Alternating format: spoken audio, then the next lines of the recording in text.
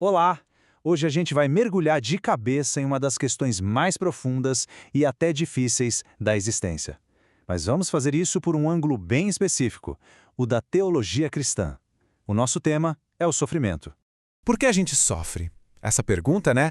Ela ecoa pela história da humanidade em todos os cantos do mundo, é universal, e a resposta que a gente vai explorar hoje talvez surpreenda um pouco.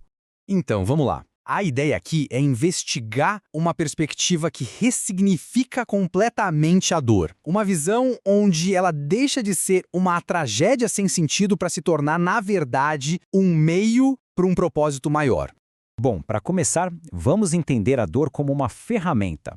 O ponto central aqui é a ideia do sacrifício redentor, onde o sofrimento pode ser transformado num ato de amor e de formação. E o conceito-chave para isso é de sacrifício oblativo. O que é isso?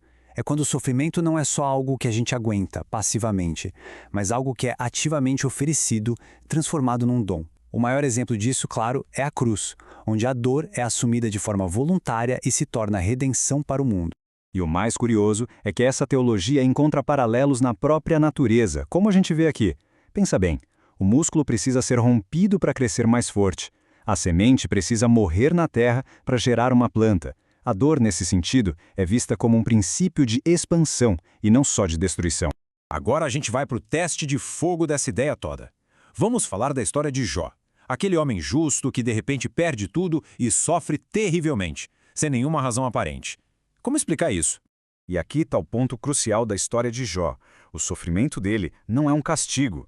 Ele quebra aquela lógica simples de fez algo errado, então sofreu. A dor dele é muito mais misteriosa. É a dor de alguém que se mantém fiel, mesmo no silêncio, na ausência de respostas. E essa comparação é perfeita para entender a mensagem. De um lado, os amigos de Jó tentam de todo jeito encontrar uma explicação lógica, uma equação moral para a dor dele. Mas a resposta de Deus no final do livro não é uma explicação. É presença, é comunhão, é uma mudança total de perspectiva. E essa frase, "Eu sei que meu Redentor vive", é de arrepiar. Porque Jó diz isso não quando tudo está bem, mas no fundo do poço, no meio da ruína total. É uma declaração de fé que nasce justamente onde a compreensão humana não consegue mais chegar. Ok, partindo desse mistério de Jó, os primeiros grandes pensadores cristãos, que a gente chama de padres da igreja, desenvolveram uma estrutura para entender o sofrimento. Eles viam a dor como algo pedagógico, ou seja, como uma forma de ensino.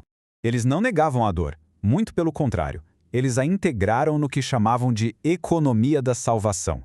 A lógica era, Deus não causa o mal, mas na sua sabedoria, ele permite que o sofrimento que já existe no mundo seja usado para um bem maior, para o nosso crescimento.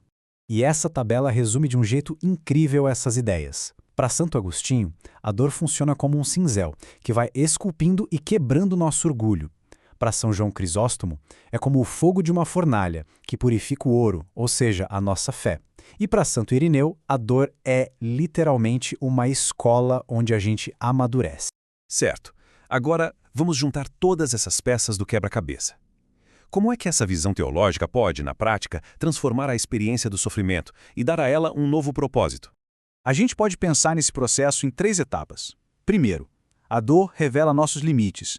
Ela nos humilha no bom sentido, quebrando a nossa autossuficiência. Depois, ela purifica nossas intenções, prova se a nossa fé é de verdade. E por fim, ela nos amadurece espiritualmente, nos levando para mais perto de Deus.